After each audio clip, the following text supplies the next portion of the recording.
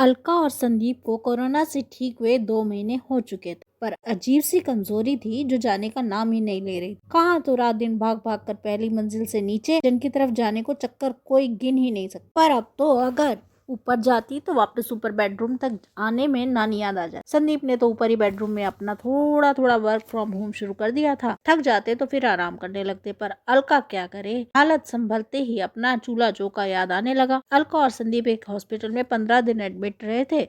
बेटे सुजय का विवाह रश्मि से साल भर पहले ही हुआ था। दोनों अच्छी कंपनी में थे। अब तो काफी दिनों से वर्क फ्रॉम होम कर रहे। सुंदर सा खूब खुला खुला सा घर था। नीचे किचन और लिविंग रूम था। 2 कमरे थे जिनमें से एक सुजय और रश्मि का बेडरूम था और दूसरा रूम अक्सर आने जाने वालों के काम आ जाता था। सुजय से बड़ी सीमा जब भी परिवार के साथ आती उसी रूम में आराम से रह ली। सीमा दिल्ली में अपने ससुराल में जॉइंट फैमिली में रहती थी और अब तक किचन की जिम्मेदारी पूरी तरह से अलका ने ही संभाल रखी थी। पर अभी तक स्वस्थ रहती तो कोई परेशानी भी नहीं थी। मेड के साथ मिलकर सब ठीक से चल रहा था। आज बहुत दिन बाद अलका किचन में आई तो आहट सुनकर जल्दी से रश्मि भागती से आई। अरे मम्मी, आप क्यों नीचे उतर आई? कल भी आपको चक्कर आ गया था ना?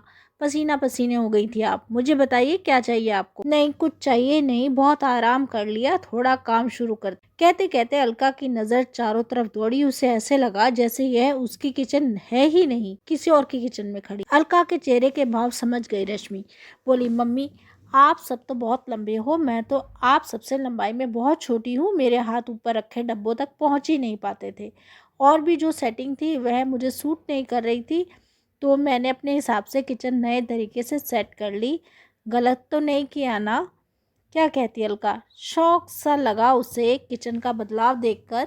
उसकी सालों की व्यवस्था जैसे किसी ने अस्त व्यस्त कर। जहाँ जीवन का लंबा समय बीत गया वह जगह जैसे एक पल से पराई सी लगी। मुंह से बोल ही नहीं फूटा। रश्मि ने दोबारा पूछा, मम्मी क्या सोचने लगी? अकपका गई अलका। बस किसी तरह इतना ही कह भाई। कुछ नहीं, तुमने तो बहुत काम कर लिया सेटिंग का। तुम्हारे सिर तो खूब काम आया ना। आप दोनों ठीक हो गए, बस काम का क्या है, हो ही जाता है। अलका थोड़ी देर जाकर सोफे पर बैठी रही। रश्मि उसके पास ही अपना लैपटॉप उठा थोड़ी बातें भी बीच बीच में करती जा रही थी। अनमनी हो आई थी अलका। जाकर थोड़ा लेटती हूँ कहकर चुपचाप धीरे धीरे चलती हुई अपने बेडरूम में आकर लेट। उसका उतरा चेहरा देख संदीप चौंक। क्या हुआ? अलका ने गर्दन हिलाकर कुछ नहीं का इशारा कर दिया, पर अलका के चेहरे के भाव देख संदीप उसके पास आकर बैठ। थकान हो रही है ना ऊपर नीचे आने जाने में? अभी यह कमजोरी रहेगी कुछ दिन। अभी किसी काम के चक्कर में मत पड़ो, पहले पूरी तरह से ठीक हो जाओ। काम तो सारी उम्र होते ही रहेंगे।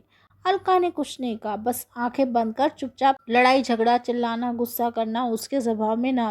उसने खुद संयुक्त परिवार में बहू बनकर सारे दायित्व खुशी खुशी संभाले थे और सबसे निभाया था। पर एक ही झटके में किचन की पूरी तरह बदल जाना उसे हिला गया। कोरोना के शिकार होने के दिन तक जिस किचन का सामान वह अंधेरे में भी ढूंढ सकती थी, वहां तो आज कुछ भी पहचाना हुआ नहीं था। कैसे चलेगा? उस समय तो संदीप उसकी तबीयत बहुत गंभीर थी। दोनों को लग रहा था कि बचना मुश्किल है। सूर्य और रश्मि ने दिन रात एक कर दिए। जब से हॉस्पिटल से घर आए हैं दोनों रात दिन सेवा कर रहे। संदीप को तो कपड़े पहनने में भी कमजोरी लग रही थी। सुजय ही हेल्प करता है उनकी। शरीर का दर्द दोनों को कितना तोड़ गया है वही जान। हॉस्पिटल में बेड पर लेटे लेटे भी अलका को घर गृहस्थी की चिंता सता रही थी कि क्या होगा, कैसे होगा। रश्मि को तो कुछ आता भी नहीं।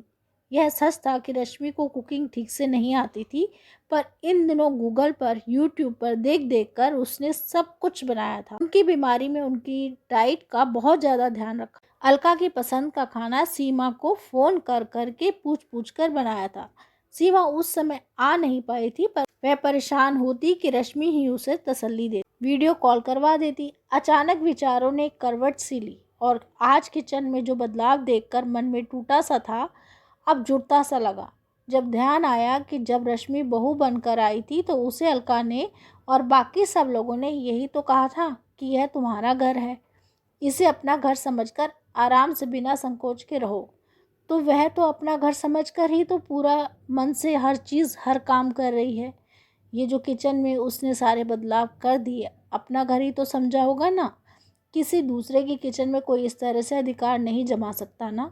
बहू को सिर्फ यह कहने से थोड़े ही काम चलता है कि यह तुम्हारा घर है, जो चाहे करो। उसे करने देने से रोकना नहीं है, यह उसका भी तो घर है।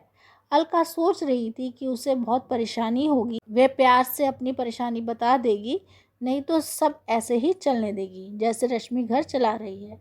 सिर्फ कहना नहीं है, उसे पूरा हक देना है अपनी मर्जी से जीने का, घर को अपनी सहूलियतों के साथ चलाने का। अचानक अलका के मन में न जाने कैसी ताकत सी महसूस हुई। वह फिर से नीचे जाने के लिए खड़ी हो गई कि जाकर अब आराम से देखती हूँ कि कहाँ क्या सामान रख दिया है बहुरानी ने। नए हाथों में नई सी व्यवस्था देखने के लिए अब की बार वह मुस्कुराते हुए सीढ़ियाँ उतर रही थी। ये कहानी यही ख़त्म होती है और इस कहानी का नाम है सिर्फ कहना।